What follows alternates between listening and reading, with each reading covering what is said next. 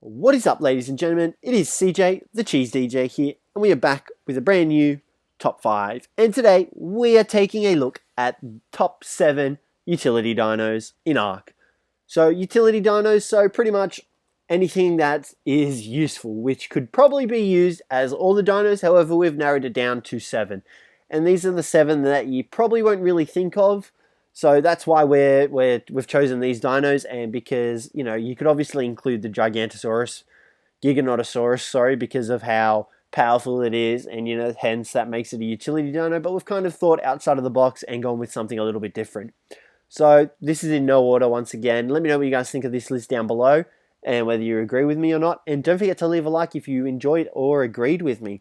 Alrighty guys, let's get underway. So number 1 are the Dung Beetles. Now, you're probably thinking, well, why would you bother taming up Dung Beetles when you can just easily use a compost bin?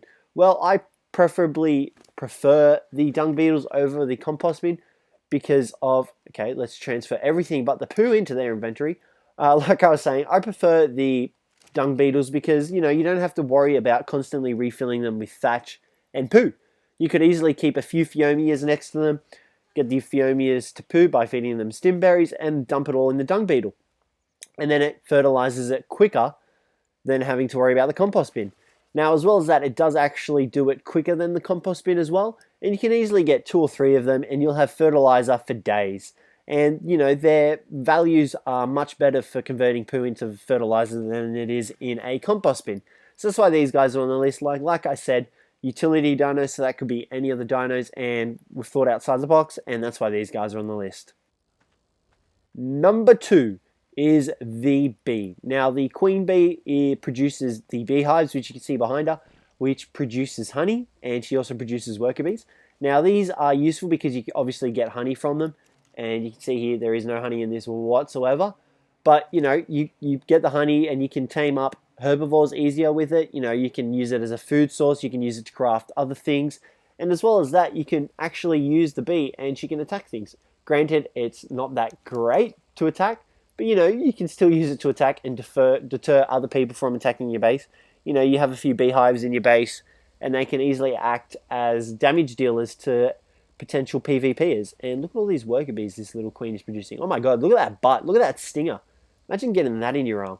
Wait, we're just going to do a quick size comparison between the two of us. She's half our size. That's a deadly bee. You don't want to get stung by one of these bad boys, or bad girls, I guess you could say.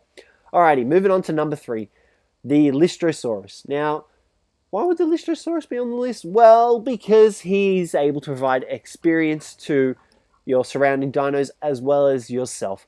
So, say for example, you've got a base of 10 dinos, for example. You team yourself up a Lystrosaurus, pat it, log out on it. That was loud. Okay, was that you, buddy? Anyway, yeah, say, like I was saying, have 10 dino tames in your base, you get yourself a Lystrosaurus, pat him, log out for the night, you know, you come back in, he's passively leveled them up.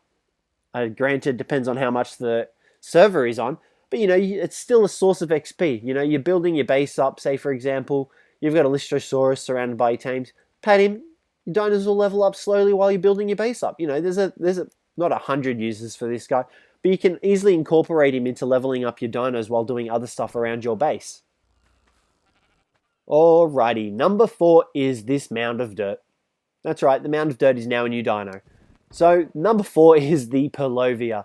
Now, this guy is pretty much your portable trap system. So you can send him around anywhere that you want on your area and send him into berry, and he'll pretty much spring out on any potential PvPers, dinos, anything small range that he will attack, and he will obviously jump on them and deal damage to them. Now, I think he does a bleed effect, I'm not too sure, don't quote me on that.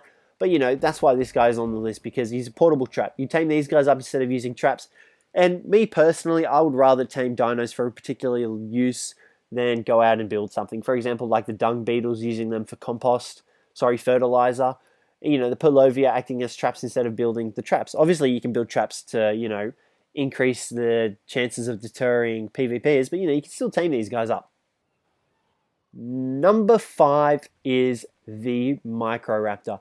Now, this little guy is useful for PvPing, and he's able to knock players off their mounts and stun them for a little bit, which I think is invaluable, especially in PvPing, and you're going up to raid, you know, a fellow base, you can easily toss these guys at some of the dinos, and their players will obviously fall off them, and that gives you the chance to kill the mount as well as the player if their mounts are on passive or anything like that. So, you know, these guys are invaluable once again for PvPing, and that's why these guys are on the list.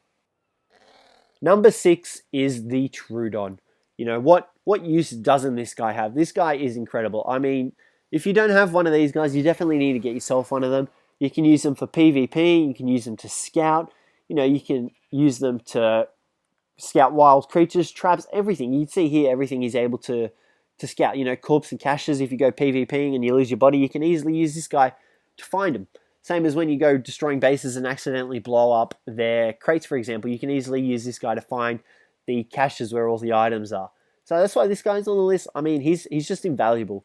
Now, he's getting a slight nerf in the newest update where he's afraid of light sources, which I kind of agree on because it seems a little bit overpowered, this guy was. So yeah, definitely need to tame one of these guys up if you haven't already. And lucky number 7 is the sheep, the ovis. Now, this guy, well, ever since the introduction of this guy, mutton has pretty much been better than kibble. Like, there had been no point of using kibble to tame a dino when you had a few of these guys around. So, these guys obviously produce mutton when you kill them, and they're livestock pretty much. So, there's not much else to it. You use these guys to tame up your other tames that use meat. You kill one of these guys, you get easily a large amount of mutton from them. You can carry them to your taming spot. Most flyers are able to carry these guys. I think the pteranodons are the only exceptions. I'm not too sure on that. But you know, you carry them to the tame, kill them, and then eat them for the mutton to be able to tame your dinos up. And you know, the mutton has been acting better. Well, not better, but just about as good as kibble has been. But however, they are nerfing that slightly. Alrighty, guys. That'll be it for the top 7 utility dinos. Let me know what you thought of the list down below in the comments. Let me know if you agreed with me, what you would switch around. Obviously, like I said, it could be any of the dinos. However, I chose this particular 7 because, like I said, I just find them particularly useful in terms that most players wouldn't think of. Not trying to insult anyone, I promise. Alrighty, guys. Thanks for watching, and I will catch you in the next one.